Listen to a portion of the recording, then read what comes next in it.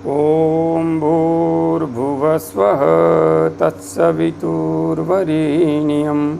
भर्गो देवस्य धीमहि धियो यो नः प्रचोदयात्। उस प्राण स्वरूप, दुखनाशक, सुख स्वरूप, श्रेष्ठ, तेजस्वी, पापनाशक, देव स्वरूप परमात्मा को हम अपनी अंतरात्मा में धारण करें। वह परमात्मा हमारी बुद्धि को सतमार्ग की ओर प्रेरित करे। भाइयों बहनों, जय श्री राम, जय गुरुदेव, जय माँ आदिशक्ति। आप सभी भाइयों बहनों की साधना से संबंधित जिज्ञासाओं का समाधान करते हुए मैं आज प्रथम जिज्ञासा सम्मिलित कर रहा हूँ। श्रीमान पंडित सूर्य नारायण जी ने उड़ीसा से अपनी जिज्ञासा प्रकट करते हुए लिखा है। गुरु जी प्रणाम। प्रणाम पंडित जी प्रणाम। गायत्री महामंत्र जपते समय अगर ध्यान लगने लगे तो क्या करना चाहिए? पंडित जी, गायत्री महामंत्र जपते समय यदि ध्यान लगने लगे तो उस ध्यान में गहरा डूबना चाहिए, क्योंकि मंत्र जप करने का जो मूल उद्देश्य है वह ध्यान की गहराई में डूब जाना ही है। जीवन भर सिर्फ मंत्र जप करते रहना मंत्र जप का उद्देश्य नहीं है। मंत्र जप तो एक नाव है जिस पर बैठ करके इस मन से पार उतरा जाता है। इसलिए यदि आपका ध्यान लगने लगा है तो गहरे से गहरे इस ध्यान में डूबते जाइए। और यदि किसी दिन मंत्र जप करते हुए मंत्र छूट भी जाता है, आप मंत्र को भूल भी जाते हैं, माला को आप गिन भी नहीं पाते हैं, तो समझ लीजिए मंत्र जप करने का वास्तविक उद्देश्य सिद्ध होने लगा है। इसलिए गहरे से गहरे आप ध्यान में डूबते जाइए। जैसे जैसे मंत्र जप के साथ आपकी चेतना गहराई के स्तर पर उतरेगी, वैसे ही वैसे आपको असीम आनंद की अनुभूति भी होने लगेगी। आगे आपने लिखा है, वंश में अगर कोई मौत हो गई हो तो शुद्धि होने तक मंत्र जप करना चाहिए या नहीं? पंडित जी, वंश में यदि मौत हो गई है तो मंत्र जप तो किया जा सकता है मौन मानसिक। आप जिस आसन में बैठ करके ध्यान करते हैं, जप करते हैं, उस आसन में नहीं बैठें। अन्य स्थान पर दरी पट्टी आदि बिछा करके आप बैठ जाएं और मौन मानसिक रूप से मंत्र जप करें। मौन मानसिक मंत्र जप में कोई भी बाधा नहीं है। और हाँ, मौन मानसिक मंत्र जप कभी भी कहीं भी किया जा सकता है, किसी भी स्थिति में। आगे 21 माला कितनी अवधि के अंदर करनी चाहिए? कृपया मार्गदर्शन करें। सूर्य नारायण पंडा। पंडित जी, 21 माला कितनी अवधि में करनी चाहिए? देखिए, अवधि का कोई निश्चित नियम नहीं है और प्रत्येक साधक की जप की जो गति है वह भी अलग अलग होती है। कई साधकों को जो प्रारंभिक स्तर पर होते हैं उन्हें एक माला जप करने में ही 20 से 25 मिनट, यहाँ तक कि 30 मिनट तक भी लग जाते हैं, जबकि बाद में जा कर के यह समय 2-3 मिनट तक भी आ जाता है। तो जिस व्यक्ति को 25 मिनट जप करने में लग रहे हैं, यदि उससे कोई साधक यह कहे कि माला जप करने में 2 मिनट ही लगते हैं, तो पहली बात तो यह है, यह बात उसके गले ही नहीं उतरेगी, क्योंकि वह अभी LKG का छात्र है और उसे आप स्नातक का ज्ञान दे रहे हैं, वह नहीं समझ पाएगा। जब उसकी चेतना सूक्ष्म हो जाएगी, प्राण सूक्ष्म हो जाएगा और सूक्ष्म शरीर ही मंत्र जप करने लगेगा, तब यह गति स्वतः ही अत्यंत तीव्र हो जाती है। इसलिए आपको जितना समय लग रहा है बस उस हिसाब से आप जप करते रहिए। समय पर कोई ध्यान मत दीजिए। समय कम ज़्यादा अपने आप होता है। यह सिर्फ साधक की साधना पर निर्भर करता है कि वह साधना के किस स्तर पर पहुंचा है। जिस जिस अनुपात में साधक की साधना आगे बढ़ती जाती है, वैसे वैसे जप का समय भी परिवर्तित होता चला जाता है। आगे बहन कल्पना शाह जी ने अपनी जिज्ञासा प्रकट करते हुए लिखा है, प्रणाम गुरुदेव, प्रणाम बहन, प्रणाम, खुश रहिए। मैं 4 साल से ध्यान कर रही हूँ। मैं कुछ दिनों से आपका साधकों के प्रश्नों का समाधान प्रवचन सुनती हूँ। मेरा कोई जीवित गुरु नहीं है। मैं विशुद्धि चक्र से आगे आज्ञा चक्र और सहस्रार चक्र तक ऊर्जा का अनुभव करती हूँ। अभी मैं आपको गुरु मानती हूँ। मैं कुछ दिन से सुबह ब्रह्म मुहूर्त में ध्यान करती हूँ और प्राणायाम भी करती हूँ और गायत्री मंत्र का जप भी करती हूँ। मुझे आशीर्वाद दें कि मैं ठीक से आगे बढ़ सकूँ। गुरुदेव, मेरे सिर में 8 का चिन्ह बनता है, तो ये क्या है और मैं इस समय में मुसाफिरी कर सकती हूँ? मैं विपश्यना में जाना चाहती हूँ। बहन, आप 4 साल से ध्यान कर रही हैं। कुछ दिनों से आप मेरे वीडियो देख रही हैं, मेरे से जुड़ गई हैं। मन ही मन आपने साधना मार्ग पर मुझे गुरु मान लिया है, तो यह आपका भाव है। अब आगे आपने लिखा है, मैं विशुद्धि चक्र से आगे आज्ञा चक्र और सहस्रार चक्र तक ऊर्जा का अनुभव करती हूँ। बहुत अच्छी बात है। आप साधना के मार्ग पर आगे बढ़ रही हैं, तो उसी का परिणाम है कि आपकी प्राण ऊर्जा सुषुम्ना मार्ग से सहस्रार चक्र तक प्रवाहित होती हुई आप महसूस कर पा रही हैं। कुछ दिन से सुबह ब्रह्म मुहूर्त में आप उठ करके ध्यान और प्राणायाम कर रही हैं। बहुत अच्छी बात है। और गायत्री मंत्र का जप भी करती हैं। यह सोने पर सुहागा है।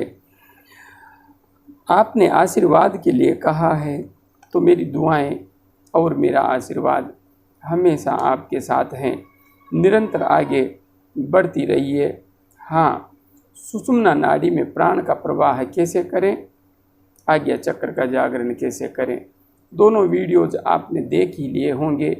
उनके अनुसार अभ्यास करते हुए निरंतर आगे बढ़ती रहिए। सब कुछ उचित तरीके से आगे बढ़ेगा। मेरे सिर में 8 का चिन्ह बनता है, ये क्या है? बहन, इस संबंध में कुछ भी चिंता करने की आवश्यकता नहीं है। उधेड़ बुन में फंसने की आवश्यकता नहीं है। ये अनुभव आते रहेंगे। आज 8 का बन रहा है, कल 6 का बनने लगेगा, परसों 4 का बनने लगेगा। मतलब मत निकालिए। आप सिर्फ अपनी साधना पर ध्यान दीजिए। निरंतर आगे बढ़ती रहिए। दृष्टा भाव से जो कुछ आता है उसे देखते हुए। आपने लिखा है, मैं विपश्यना में जाना चाहती हूँ। अब विपश्यना में क्या होता है यह तो मुझे पता नहीं है, किंतु हाँ, वही होता होगा जो ध्यान के मार्ग पर, कुंडलिनी के मार्ग पर आगे बढ़ने पर होता है। इसलिए आप विधि को समझ करके आगे बढ़ती रहिए। गहरे ध्यान में आप निश्चित रूप से डूबेंगी, इसमें कोई भी संशय नहीं है। आगे माताजी रूपाली देवी जी ने अमेरिका से अपनी जिज्ञासा प्रकट करते हुए लिखा है, प्रणाम गुरुजी, जय माता दी। माताजी प्रणाम, जय माता दी। गुरुजी, मैं मंत्र लेखन तो करती हूँ और अब सुबह को 1 माला भी करती हूँ। माला से पर कुछ दिनों से बहुत गर्मी लग रही है, कभी भी पसीना होने लगता है। माताजी, आप मंत्र लेखन करती हैं, कुछ दिनों से 1 माला कर रही हैं। 1 माला तो अपने आप में बहुत प्राथमिक स्थिति है। आपको कम से कम 3 माला करनी चाहिए। और हाँ, गर्मी लग रही है तो निश्चित है हम जब मंत्र जप करते हैं तो हमारे शरीर में ऊर्जा का संचार बढ़ जाता है, ऊर्जा बढ़ जाती है। इस वजह से गर्मी भी लगती है, इसमें कोई संशय नहीं है। हाँ, आप आज्ञा चक्र पर, ललना चक्र पर और सहस्रार चक्र पर श्वेत शीतल प्रकाश का ध्यान करती रहिए। अच्छी तरह से प्राणायाम का, नाड़ी शोधन, अनुलोम विलोम प्राणायाम, कपाल भाती प्राणायाम और भ्रामरी प्राणायाम का अभ्यास करते हुए सब कुछ ठीक होगा और बाद में यह गर्मी भी स्वतः ही शांत हो जाएगी। आगे बहन अनीता जी ने फ्लोरिडा अमेरिका से ही अपनी जिज्ञासा प्रकट करते हुए लिखा है, गुरुजी मैं अभी मई में आपसे जुड़ी हूँ। मेरी एक समस्या है, मैं लास्ट 2 या 3 साल से नवाण मंत्र का जप कर रही हूँ, पूजा पाठ भी करती हूँ। करीब 1 साल से मेरे राइट कान में कोई चीज़ गुर्राती रहती है, सिकुड़न भी करती है, दिन में कई बार होता है। क्या ये नवाण मंत्र की वजह से हो रहा है? पर बहुत ही असहज महसूस होता है, प्लीज़ हेल्प करें, ये क्या है? पहले रीढ़ की हड्डी में करंट होता था, झटके भी लगते थे, पर अब वो बंद हो गया है, पर कान में तो 1 ईयर से हो रहा है। बहन, आप साधना के पथ पर आगे बढ़ रही हैं, नवाण मंत्र का जप कर रही हैं, 2-3 साल से नवाण मंत्र का आप जप कर रही हैं, तो निश्चित है उसी के प्रभाव से आपकी प्राण ऊर्जा सक्रिय होकर आज्ञा चक्र तक प्रवाहित होने लगी है। करीब 1 साल से आपके राइट कान में कोई चीज़ गुर्राती है। ये जो गुर्राने की आवाज़ है, यह सुषुम्ना मार्ग से प्राण के प्रवाह की वजह से आपको आ रही है। यह नाद ब्रह्म का आत्मबोध है जो आपको हो रहा है, जिसे आप गुर्राने की आवाज़ समझ रही हैं। इसलिए आपको डरने की एवं घबराने की आवश्यकता नहीं है। आपने आगे लिखा है, सिकुड़न भी करती है, सब कुछ होगा, सिकुड़न भी होगी, आवाज़ तेज भी होगी, कम भी होगी। यह साधना पथ है, यहाँ पर ये सब सामान्य रूप से घटित होने वाली घटनाएं हैं। दिन में कई बार होता है, होगा, इससे आपको घबराने की आवश्यकता नहीं है। क्या ये नवाण मंत्र की वजह से हो रहा है? बिल्कुल नवाण मंत्र की वजह से ही हो रहा है, पर आप असहज महसूस कर रही हैं क्योंकि आपको इस उपलब्धि का ज्ञान नहीं है। आप समझ नहीं पा रही हैं कि मैं साधना में आगे बढ़ रही हूँ या नीचे गिर रही हूँ। इस वजह से आपको असहजता महसूस हो रही है।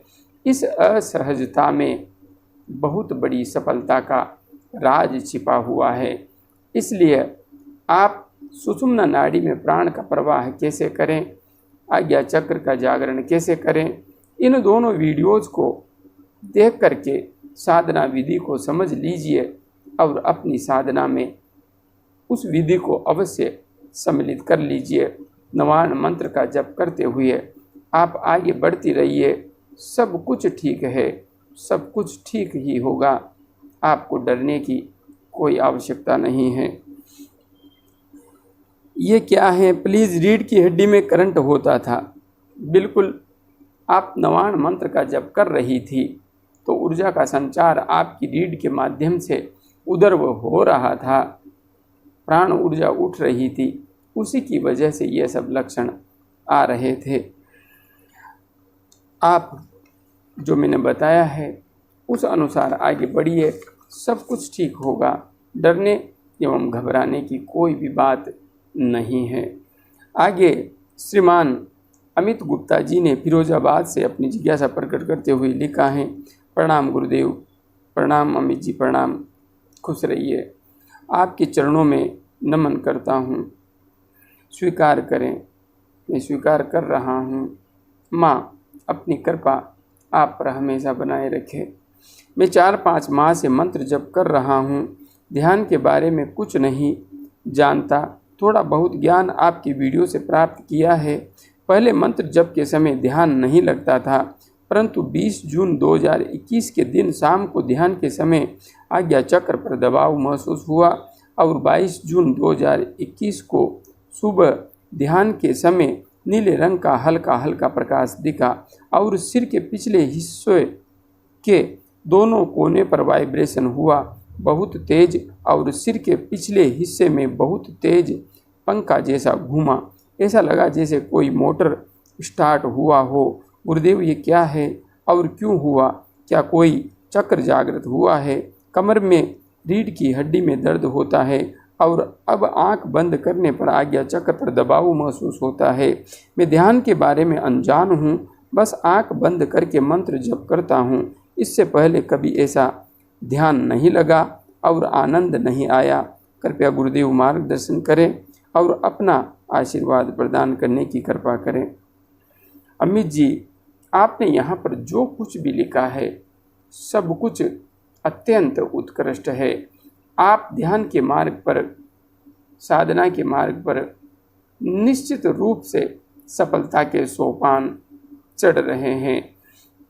यहाँ पर आपको जो भी अनुभव हुए हैं बहुत अच्छे अनुभव हैं और निश्चित रूप से आपका प्राण सुषुम्ना मार्ग से उदर्व होने लगा है और उसी की वजह से आपको सिर के पिछले हिस्से में कोने में वाइब्रेशन हुआ तेज और पिछले हिस्सों में बहुत तेज पंखा जैसा घूमने लगा। यह सब कुछ उसी का परिणाम है। हाँ, आपका प्राण सुषुम्ना मार्ग से उदर्व होने लगा है आज्ञा चक्र तक। अब इसी के परिणाम स्वरूप विशेष क्रियाएं, विशेष प्रतिक्रियाएं हो रही है और आगे अधिक होंगी। इसलिए आपको डरने की कोई आवश्यकता नहीं है। हाँ, आज्ञा चक्र पर आप ध्यान कर रहे हैं तो वहाँ पर ध्यान की पूर्ण एकाग्रता की ओर आप आगे बढ़ रहे हैं और उसी की वजह से ये सब हो रहा है। इसलिए आप आगे बढ़ते रहिए। सुषुम्ना नाड़ी में प्राण का प्रवाह कैसे करें, आज्ञा चक्र का जागरण कैसे करें, उन वीडियोज़ के अनुसार विधि का अनुसरण करते हुए आगे बढ़ते रहिए। सब कुछ ठीक है, डरने की कोई भी बात नहीं है। आगे श्रीमान शिवशंकर लावट जी ने राजस्थान बीकानेर से अपनी जिज्ञासा प्रकट करते हुए लिखा है। गुरुजी प्रणाम। प्रणाम शिवशंकर जी, खुश रहिए। पहले सिर्फ आज्ञा चक्र पर ही श्वेत शीतल आभा का दर्शन होता था। मैंने इसे ही ज्योति दर्शन माना था, पर अब यह श्वेत आभा पूरे चेहरे पर ही होती है। पूरा चेहरा ही इस आभा से ढक जाता है। क्या यही ज्योति दर्शन है? ज्योति दर्शन का कलर कोई अलग होता है? शिवशंकर जी, ज्योति दर्शन का अर्थ तो प्रारंभिक स्तर की ज्योति ही होती है, किंतु जैसे जैसे साधक का ध्यान गहरा होता जाता है, विस्तृत होता जाता है, वैसे वैसे यह ज्योति भी विस्तृत होती जाती है, फैलती जाती है और एक समय ऐसा आता है जब इस प्रकाश में ही साधक अपने अस्तित्व का बोध पूर्णतया खो देता है। वह देखता है, मैं प्रकाश स्वरूप हूँ, मैं आनंद स्वरूप हूँ, मेरे अंदर एवं बाहर सिर्फ प्रकाश ही प्रकाश है। प्रकाश के अलावा इस ब्रह्मांड में अन्य कुछ भी नहीं है। यही स्थिति संप्रज्ञात समाधि की होती है, यही स्थिति आत्मज्ञान की होती है और इससे आगे बढ़ने पर फिर निर्विकल्प समाधि घटित होती है। इसलिए आप जो ज्योति दर्शन कर रहे हैं, यह ज्योति दर्शन से आगे की स्थिति है। यह समाधि की ओर आगे बढ़ने की स्थिति है। आगे बढ़ते रहिए निरंतर साधना मार्ग पर।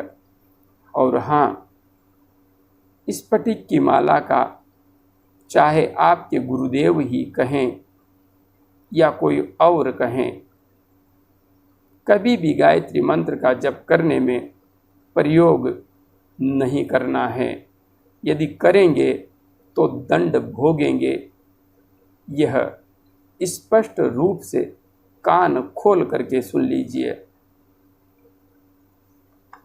आगे बहिन कसक चौहान जी ने अपनी जिज्ञासा प्रकट करते हुए लिखा है, राधे राधे गुरुजी, राधे राधे बहन जी, राधे राधे। गुरुजी, मेरा एक प्रश्न है, हम जो गायत्री मंत्र का जप करते हैं, क्या वो बिना गुरु से दीक्षा ग्रहण किए जप करते हैं तो क्या वो सफल नहीं होता है? बहन, यहाँ पर आप सबको मैं मंत्र जप करने के लिए कहता हूँ, गायत्री महामंत्र का जप। तो आप सब मेरे से जुड़ गए हैं, इसी माध्यम से आप सद्गुरुदेव की चेतना से जुड़ जाते हैं। मेरे कहने के अनुसार यदि आप गायत्री मंत्र का जप कर रहे हैं तो आपको निश्चित रूप से सफलता प्राप्त होगी, इसमें कोई भी संशय नहीं है। और हाँ, आप सब इस बात को स्पष्ट रूप से 3 माह के अंदर ही अनुभव भी करने लगेंगे। इसलिए यह तो निश्चित है कि मार्गदर्शक गुरु के सानिध्य के बिना किसी भी मंत्र की सिद्धि संभव नहीं है। और हाँ, गुरु की प्रबल चेतना का प्रभाव भी शिष्यों के ऊपर बहुत अधिक होता है, क्योंकि मंत्र सिद्धि के पीछे गुरु की इच्छा शक्ति बहुत बड़ी सहायता करती है। इसलिए गुरु का होना तो आवश्यक है, दीक्षा लेना भी कहीं न कहीं आवश्यक होता है। किंतु हाँ, सद्गुरुदेव ने कहीं न कहीं थोड़ी बहुत समता मुझे दी है, उस माँ आदि शक्ति ने थोड़ा बहुत मुझे दिया है।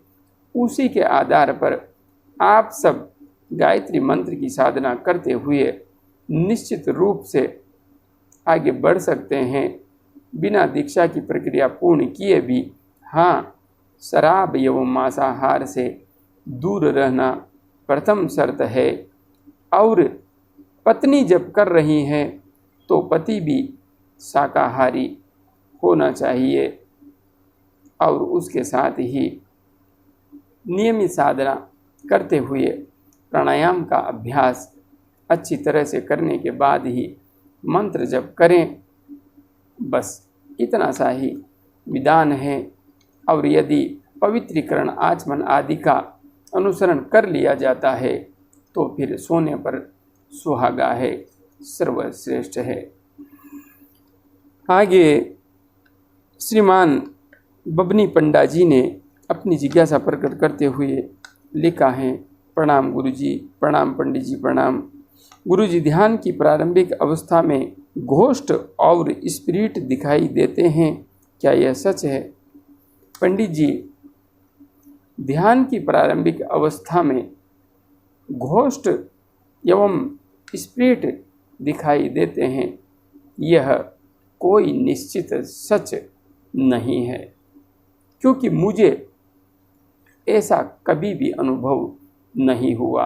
हाँ, तंत्र के मार्ग पर आगे बढ़ते हुए यदि कोई साधक आगे बढ़ रहा है तो वहाँ पर ऐसी स्थितियाँ निश्चित रूप से घटित होती है।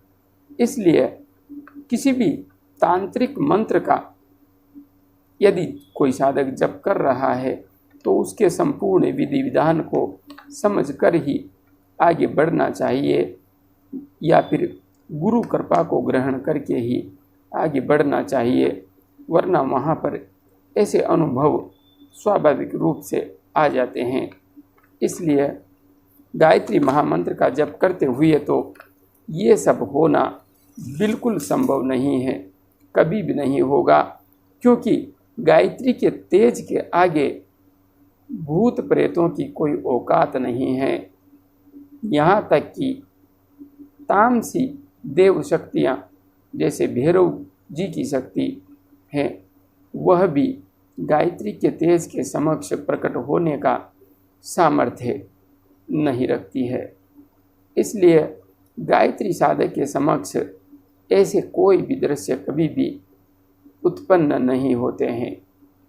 अभी के लिए इतना ही। जय गुरुदेव, जय माँ आदिशक्ति।